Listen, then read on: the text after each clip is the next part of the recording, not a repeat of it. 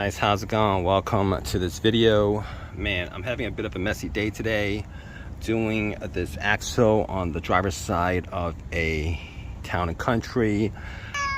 Hey, you guys are taking the axle out, just put a bucket under there. It'll save you so much time and issues and stuff like that. I don't care what kind of videos you watch where they take the axle out and there's nothing dripping out. Just do it. Like this is the aggravation that I have right now as far as all this transmission fluid flowing out. But I'm just gonna tell you guys how to do it. So basically, 2 bolts for the for this tie rod. Obviously, you're gonna have to get some copper pins, take some copper pins out. After you guys do that, you guys should have enough room to actually. Obviously, you want the nut here to come out, and after that, it should be pretty easy as far as taking that axle out.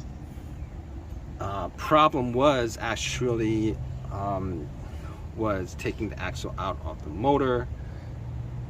I had some issues with that because, well, as you guys can see, I have a.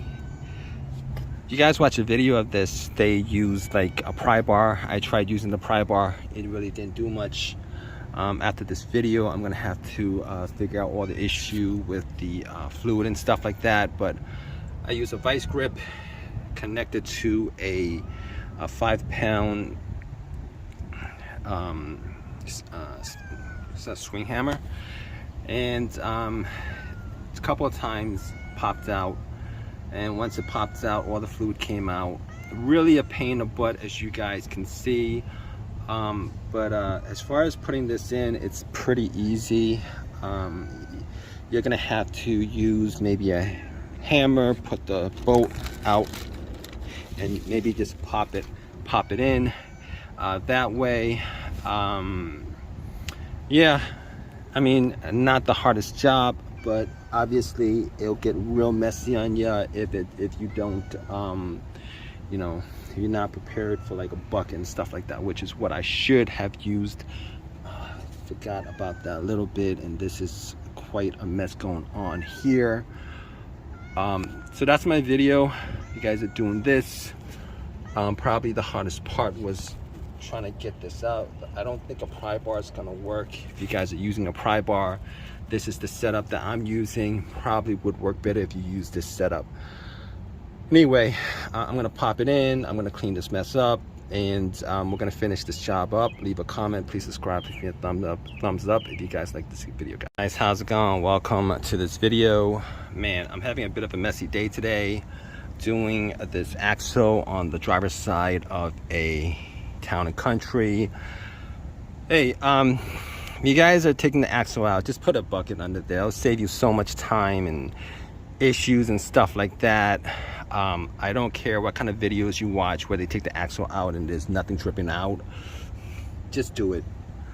Like this is the aggravation that I have right now as far as all this transmission fluid flowing out. But I'm just gonna tell you guys how to do it. So basically, 2 bolts for the for this tie rod. Obviously, you're gonna have to get some copper pins, take some copper pins out. After you guys do that, you guys should have enough room to actually. Obviously, you want the nut here to come out, and after that, it should be pretty easy as far as taking that axle out. Problem was actually was taking the axle out of the motor. I had some issues with that because, well, as you guys can see, I have a. You guys watch a video of this, they used like a pry bar. I tried using the pry bar, it really didn't do much. After this video, I'm gonna have to figure out all the issue with the fluid and stuff like that. But I use a vice grip connected to a 5-pound swing hammer, and a couple of times popped out, and once it popped out, all the fluid came out. really a pain in the butt, as you guys can see. But as far as putting this in, it's pretty easy.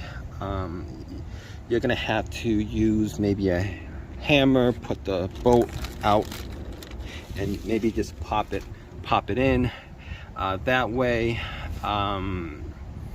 Yeah, I mean, not the hardest job, but obviously it'll get real messy on you if you don't you know, if you're not prepared for like a bucket and stuff like that, which is what I should have used. Forgot about that a little bit, and this is quite a mess going on here. So that's my video. You guys are doing this.